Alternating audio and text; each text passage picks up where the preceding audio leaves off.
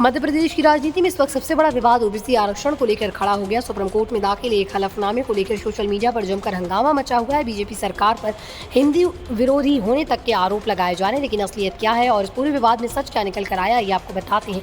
दरअसल मध्य प्रदेश की बीजेपी सरकार ने सुप्रीम कोर्ट में हलफनामा दाखिल कर ओबीसी आरक्षण को 14% से बढ़ाकर 27% करने के अपने फैसले का बचाव किया, लेकिन सोशल मीडिया पर कुछ स्क्रीनशॉट्स वायरल हो गए जिनमें दावा किया गया कि सरकार ने हलफनामे में हिंदू धर्म ग्रंथों, रामायण और मनुस्मृति को जातिगत शोषण का जिम्मेदार ठहराया।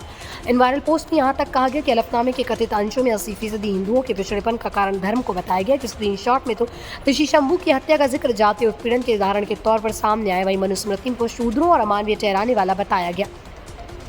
विवाद बढ़ने पर एमपी सरकार सामने आई और साफ कहा कि ये दावे पूरी तरह झूठे और भ्रामक है। सरकार ने कहा, वायरल हो रही सामग्री का इससे कोई लेना देना नहीं।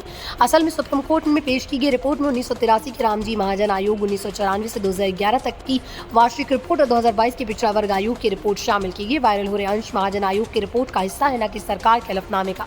मध्य प्रदेश सरकार ने अदालत को बताया कि राज्य की 85% से ज्यादा आबादी सामाजिक और शैक्षिक रूप से वंचित है। अकेले ओबीसी की संख्या 51% से अधिक है। ऐसे में 14% आरक्षण उनकी स्थिति के हिसाब को बिल्कुल अनुपातहीन था, इसलिए इसे बढ़ाकर 27% करना न सिर्फ न्यायोचित है बल्कि संविधान की भावना के अनुरूप भी है। अगर सुप्रीम कोर्ट इस पर सहमति जताता है तो एमपी में ओबीसी को 27%, एससी को 16%, एसटी को 20% और ईडब्ल्यूएस को 10% आरक्षण मिलेगा, यानी कुल मिलाकर 73% आरक्षण।